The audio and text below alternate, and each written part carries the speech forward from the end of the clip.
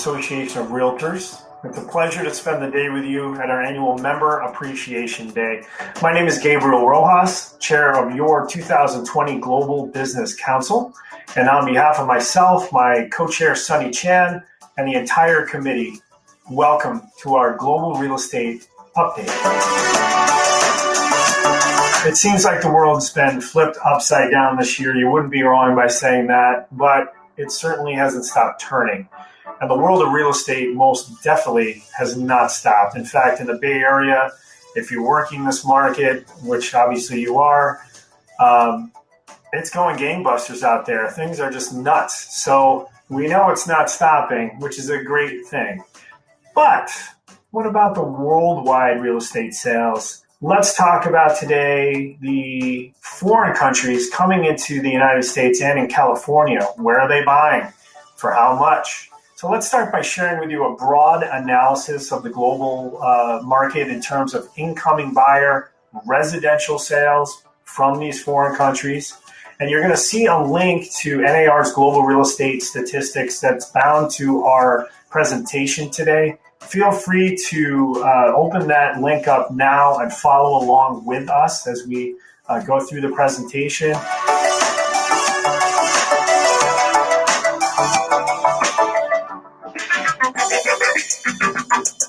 The very first point that we're going to discuss today is that in total, there were $74 billion in foreign buyers' residential purchases from April 2019 to March 2020, when COVID-19 forced almost all to discontinue travel and, of course, view homes. So that said, we'll be looking forward to seeing statistics from March of this year when they become available. It's going to be pretty interesting stuff, and we're looking forward to seeing that data when it does reveal itself. Topic number 2, or item 2, what are the top 5 foreign buyer countries coming into the United States and California? Not a huge surprise, but a big number. It's going to be China coming in at number 1 at $11.5 billion in residential sales here in the United States. Another not so big surprise, because we've had a great relationship with them for quite some time, is going to be Canada. They come in at $9.5 billion. Next, and that's our other neighbor, Mexico, $5.8 billion in residential incoming sales. And then in number 4, $5.4 billion by way of India. Last but not least is going to be Colombia. They brought a total of $1.3 billion of residential sales to the United States. Where's that money actually going? So let's cover that now. So the top 5 destinations for these buyers are as follows. In the United States, the number 1 state these foreign buyers are buying is going to be Florida, making up 22% of all foreign residential purchases. That leads to us, California. It's 15% of all those sales. Next is going to be Texas at 9%. Then New York at 5%, and New Jersey at 4%. So let's change gears. Let me introduce you to some of my esteemed colleagues who are my fellow members at your Global Business Council. And they'll be taking you through some valuable information and highlights pertaining to their respective countries they're going to cover today. Take it away, guys. Hello, my name is Sunny Chan. I'm excited to spend time with you today. In today's discussion, I'll be covering the country of China. China has a population of 1.44 billion people. The north and central region has almost continual rainfall. The average temperature in summers reaching 79 degrees, and winters can reach to 32 degrees. The southeast region has substantial rainfall and can be humid, with semi-tropical summer. Winters are mild, with lows around 50 degrees in January and February. China's real estate market has been affected by COVID-19 in the Tier 1 cities. Those cities have seen a drop in prices, but the second and third tier cities' home prices have gone up due to high demand. They are driven by new buyers looking to buy new homes.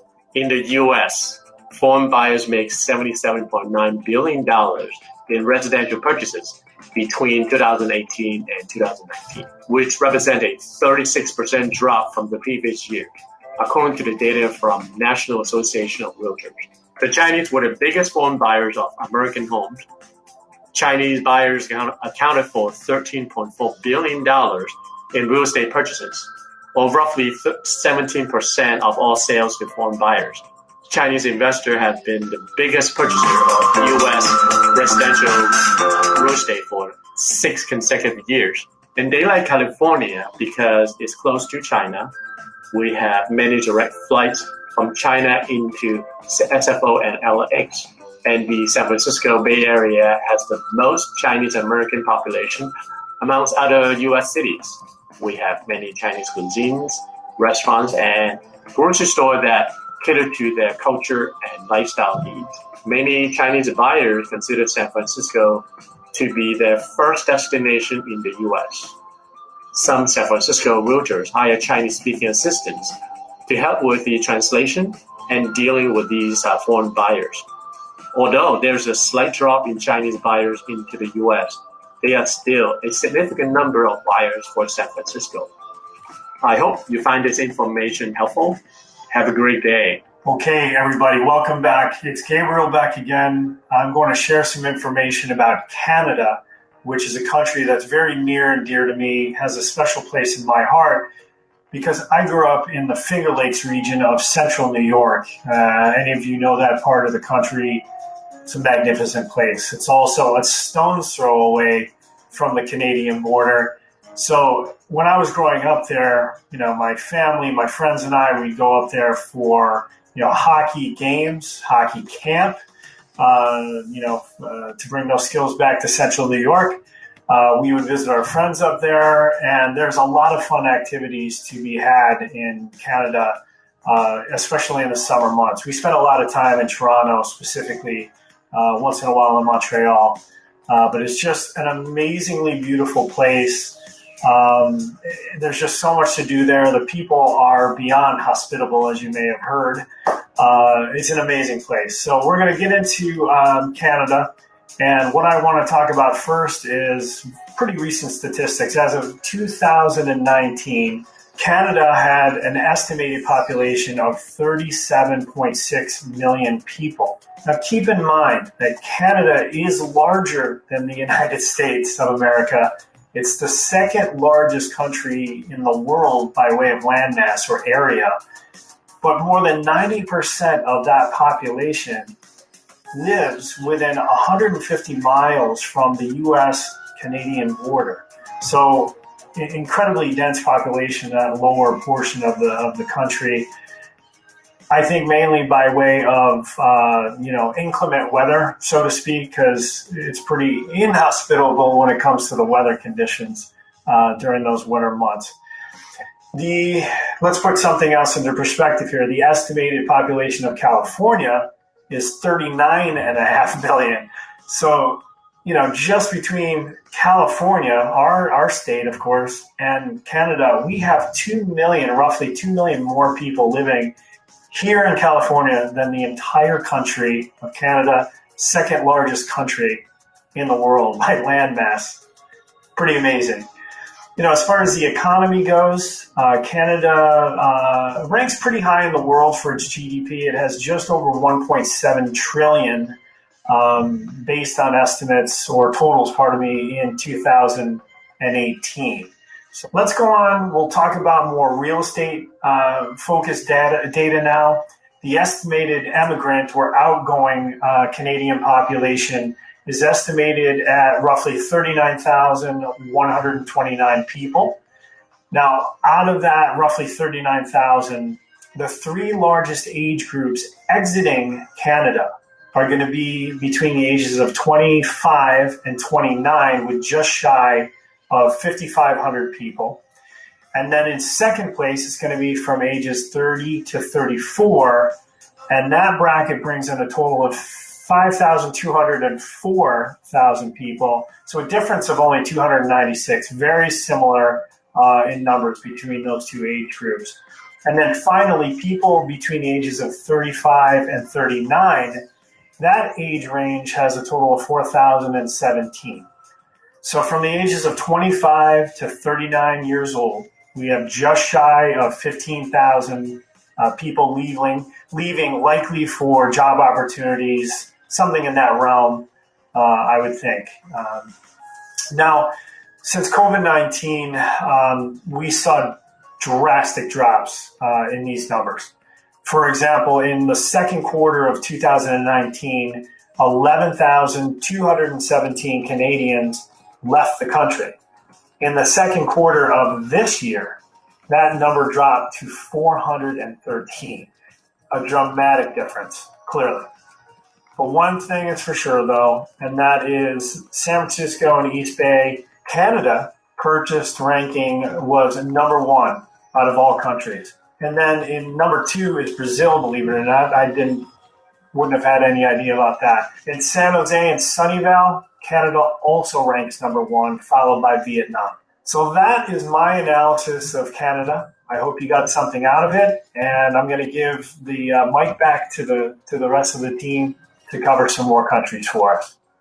Good evening. Hello, my name is Manuel Norris. It's a pleasure to have you, and I'm glad you're here. Today's discussion, I'll be briefly covering the country of Mexico. I was born in Mexico City, and I travel around the country from north to south and east to west. So I know a thing or two regarding Mexico.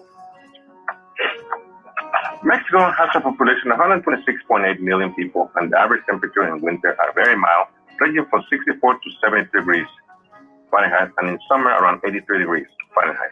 A total of the residents purchased $9.5 billion either as a primary or secondary home in the United States. Mexico is a place of wonder and the perfect destination to live. Luckily, Mexico is one of the cheapest countries to be in and so close to the United States. So, investing in a home or property will always be a great idea. Definitely, this is a place where you will always have something to explore or experience without neglecting the benefits in terms of health and wellness. Thank you, and God bless. Hi, I'm Ann McGee. I'm a realtor in San Francisco, California, and I'm on the Global Business Council for the San Francisco Association of Realtors. I wanted to talk today about our international buyers that come from the wonderful country of India.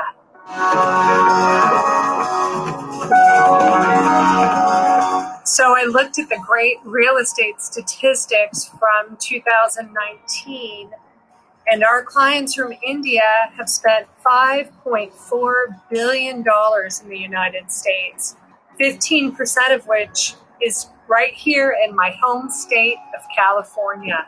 I think the world is getting smaller every day, and many families are global, having first and second homes, sometimes in other countries.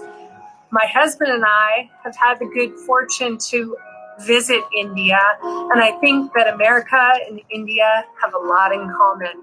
So I welcome you to come to California, purchase your next residential purchase in California, especially in the San Francisco Bay Area. We look forward to having you here. Okay, folks, now we're going to move on to the country of Colombia. And as we pointed out earlier in the presentation, Colombia does come in fifth place in total incoming residential sales here in the United States at $1.3 billion. So we wanted to recap that for you. Let me start by saying that finding information about Colombia's outgoing population was incredibly difficult. Hours of searching yielded literally pretty much nothing, which is in direct contrast with what I found with my presentation on Canada, which was rich with information. Their website from the Canadian government is rich with information. That said, there are some pretty broad statistics I can share with you about the immigrant population or numbers, especially during the diaspora and during high levels of violence that occurred there, unfortunately.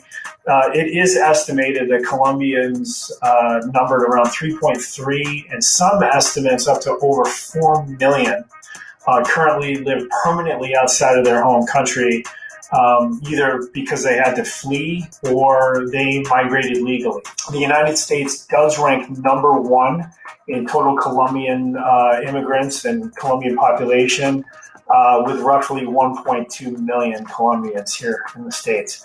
Let's move on to population in Colombia, which is currently estimated now at about 49, almost 50 million. people. There's a couple facts about Colombia that really stood out for me in terms of their population. One of which is the median age in Colombia, 31.3 years of age, which I don't know, found that pretty cool. Very young population. The next point of interest for me was that the population, the staggering amount of people live in the cities. It's a very diverse country by way of topography, environment, going from oceans to tropical to desert, arid to snow-capped mountain ranges. I mean, it's got pretty much everything. But from a day-to-day living standpoint, finding jobs, getting supplies, etc., I think that's probably why, in total, about 80.4% of all Colombians live in the cities. That added up to just shy of 41 million people, and that came from 2020 statistics.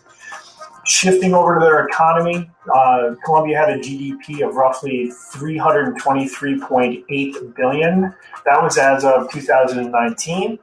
And then since 2000, they've had an increase in their GDP that ranged from 1.21% in 2009 up to as high as 7.36%, which happened in 2011. So clearly, it's had its peaks, it's had its valleys, but it has a pretty steady increase in GDP now for roughly 20 years. Their economy is growing, their population is growing, so it's definitely a country to watch now and in the future. So as far as the lack of information or specifics on those incoming stats from Colombians coming in here into the United States, I thought I'd just turn it around, speak briefly about their housing market just for a moment. There's pretty strong price growth in Colombia that began in 2011. The most recent peak happened towards the very end of 2018, and now they're back into a decline currently. An interesting point to share with you is that, and this is according to globalpropertyguide.com, was that borrowing in Colombia is very unusual. Only 3%, roughly 3% of the adult population have mortgages. And as of June of 2019, outstanding mortgages amounted to only around 7% of the country's GDP, which is very low. So finally, let's talk briefly about Colombia's growing tourism industry, which I think is pretty cool. Tourism is a growing sector in their economy. Travel and tourism, it had a total contribution that went from 4.5% of its GDP back in 1995 to now 5.6%, and that was per 2018 data. And that's according also to the World Travel and Tourism Council. In 2018, tourism arrivals increased by 9.4% year over year to roughly 3.1 million visitors. So who knows? Maybe there's a group of us in San Francisco in the association that might want to go visit there. Let's go see when all this craziness is over. So I would like to give a huge shout out, a huge thank you to all the members of our council, our committee members that helped put together this presentation today. Folks, this could not have gone on without you, and I want to sincerely thank you for your efforts. I know that the information that you brought all of our members today was quite useful, very good information. Thank you. And ladies and gentlemen, thank you so much for sharing your time with us today and for being a part of this SFAR family. There's so many uncertainties in the world right now, including the local and the global real estate markets. We're going to just have to take time and see where it goes. Just know that as data comes to us, both locally and globally, we're going to get that information out to you so you can use that to benefit yourself and your clients as soon as possible. So know that's oncoming, and we haven't stopped working on your behalf. So there's also going to be another great presentation coming up in November the 5th from 1 to 2:30 p.m., where the council is going to cover the top 10 retirement destinations for Americans globally. So please tune in for that one. You're going to see an announcement about that upcoming. Please add it to your calendar, and please join us for that presentation I think you're going to love that one.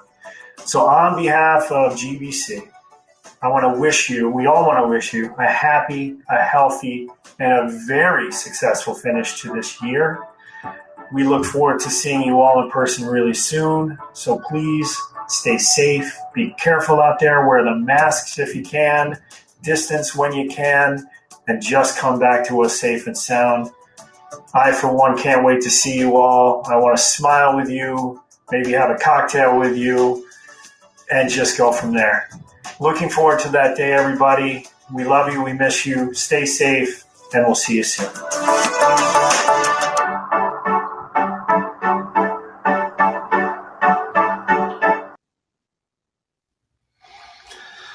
Well, that's something, seeing yourself on camera like that. But welcome, everybody. Member Appreciation Day 2020. Good to have everybody here with us. Looks like we have a good amount of viewers with us.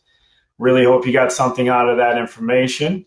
We have a Q&A open now for anyone who is interested in asking questions. We'll just keep it open for a couple minutes and see if anyone chimes in. How's everybody doing today? Good, Scott. Good to have you. Andrea, hi. Mary, hi. Oh my goodness, look at all these great people. I love it. I miss you guys all so much. Awesome, guys. Oh my God, look at all these great people. I love it. Thank you so much for saying hi, you guys. That's awesome. The screen is just rolling. I love it. This is awesome. So, folks, I mean, was there anything out there that you wanted to discuss about global today? Thank you, folks, for all the love. I love that. Oh, my God. Thanks, Rebecca. Good to see you online today. Miss you. Oh, my God. Christine. Awesome. Nicole, thank you so much. I appreciate that very much. We worked pretty hard on this presentation this year. Thank you. Oh, we have somebody that wants to say hi. Oh, all right. This is Earl, everybody. This is Earl. So let me know if thanks, Sonny. If anyone, yeah, that's Earl, and baby Dottie is taking a little nap at my feet. So it's just been the realities of working from home this year. So hi. Yeah. There you go, Andrea, if you can see him. Sonny has something here from Norman in past several years. I feel less foreigners buying properties in Bay Area, especially from China. Are your stats showing this? It's because anti-foreign sentiments from Trump. Well, that's a great question. I mean, obviously, to address the question from Norman, thank you, Sonny. I mean, obviously, there's a lot of tension all over the globe with us currently. Certainly, there's got to be some truth to that question, certainly. But I don't know. I'm not really sure how to answer that one. It's more of a political thing, and I don't know. It's tough. That's a really tough one. I don't know if Norman Sonny is on the call today, but I don't know. That opens up a whole new discussion perhaps we should look into. So I'm not really sure. I wish I could answer that one. Thank you, Alice. We greatly appreciate that. Hope you got something useful out of it. The information is out there. The Columbia portion was a bit difficult, as I mentioned, pardon me, in the beginning. But if you go on to the national statistics for Canada, let me actually, folks, share with you. I have a whole list of links for you. So hold tight for 1 second. One of them, which you already have, is in the documents section to the lower left of your screen for those of you who did not see it. There are two different documents, one from CAR, who is kind enough to help us pull some really good statistics about Bay Area foreign buyers, and then NAR's 2020 International Transactions in the U.S. presentation, which you have to open up and take a look. But I'm going to go ahead and cut and paste a bunch of different links here for you all. And feel free to follow those, especially the one in Canada, which is just incredibly informative. They have more information than you could possibly know what to do with. Sonny does respond to Norman's question. I feel Chinese buyers are still active, and I agree, Sonny. There might be some tensions between our countries, but I mean, with the amount of amazing universities, world-renowned hospitals here, just to name a couple of things, I don't think we're going to stop seeing any incoming Chinese buyers at all. So it might have dipped some. It might be some of the tension, but I think it's going to be consistent. And you're right, Sonny. I mean, SF Bay Area, top destination, absolutely. Yeah, for Chinese nationals, for sure. Debbie is asking, which countries do you think will increase their purchases in the Bay Area, same as the rankings? So, good question, Debbie. If you open up the CAR International Buyers document, you will see, and let me just open this up, more or less like a heat map. Let's see here. And you'll see that it's Canada, of course, and that's for San Francisco East Bay specifically, Canada, Brazil, the United Kingdom, Philippines, Germany, and so on. And I think right now, with economies the way they are there, and with the current relations with those countries, we'll probably consistently see those same countries.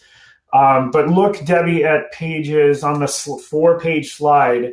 Go ahead and look at pages 3 and 4, and you'll find the answers to that. But yes, I do think it'll likely stay somewhat consistent. But thank you so much for your question by way of Genevieve there. I appreciate that. Reading Sonny's comment here. Get out of China. Yeah. Part of it is a better life moving. Assets out of China, education. Yeah. I think, Sonny, you make a good point. I think the educational institutions in California in whole, but especially Bay Area, are just a huge draw for Chinese buyers. As we probably know already, a lot of Chinese families purchase multi-unit homes in the Bay Area. They let their children live in it while they go to school and then maintain the other units as rentals. So, it's a really good way to give your child some really nice housing, but also make some money and let someone else pay for the investment. Anything else, folks, while we have each other here on this call? Deborah, thanks for the hello to Earl. If anyone wants to see Dottie, I'm happy to hold her up, although she's taking a nap. I don't want to disrupt her. Michael, how are you, Michael? Thanks for chiming in, man. Good to see you on this call with us. Hope you got something out of the presentation. So while questions are coming in, I can tell you that I've had some really cool developments recently with my CIPS designation, TRC. Hold on, Earl is begging to come back up. Oh, my goodness. Here you go, buddy. There you go. And I just got an email from an agent up in the Toronto area looking to refer some business. And I'm now working with her clients to find a place in San Francisco. So, they're still coming.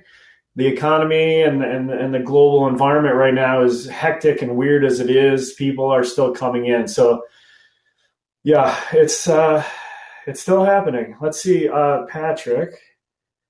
Thank you. Let me read this from Farah.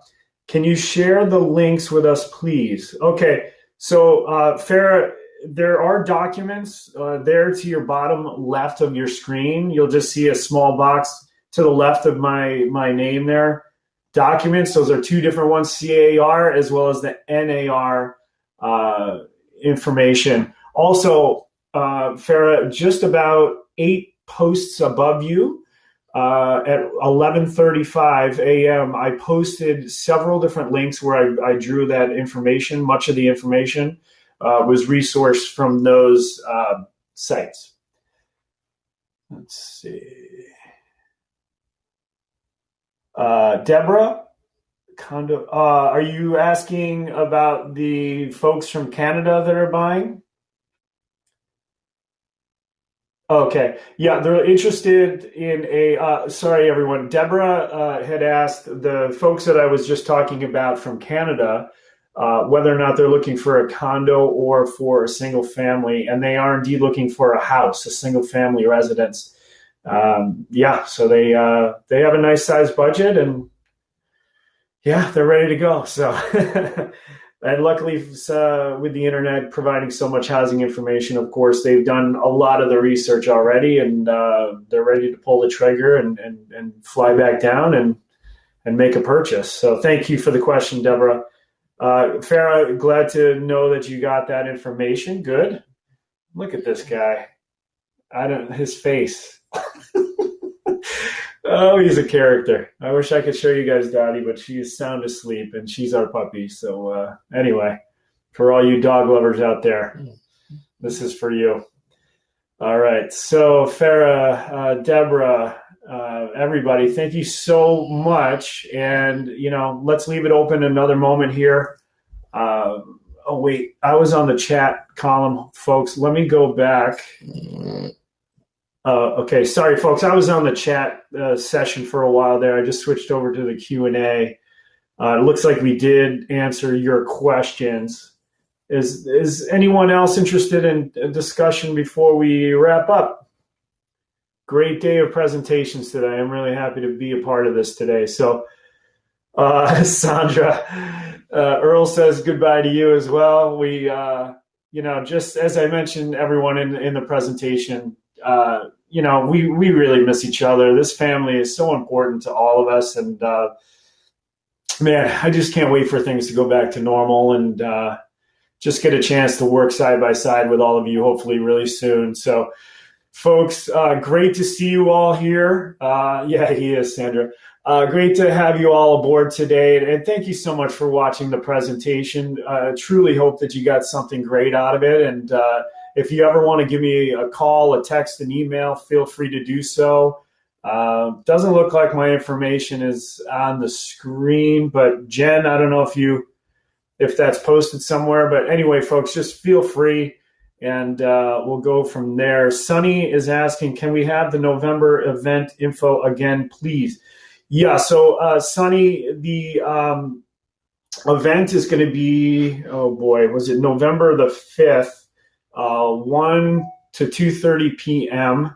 That is going to be the top 10 retirement destinations globally for Americans. So Americans looking to leave the United States and retire somewhere else.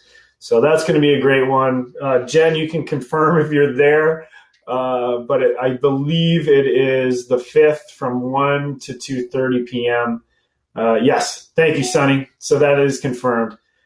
All right, everybody. Well, if no one else has any other questions, yeah, right after the election, Sandra, exactly. It would give us something to distract us, I guess. Okay, guys. Well, I think we're just going to go ahead and wrap up. Hope to see you all soon. Stay safe out there. And, yeah, enjoy the rest of the day. All right, folks. Have a wonderful one. Enjoy all the exhibitions here. Take care, guys. Ciao.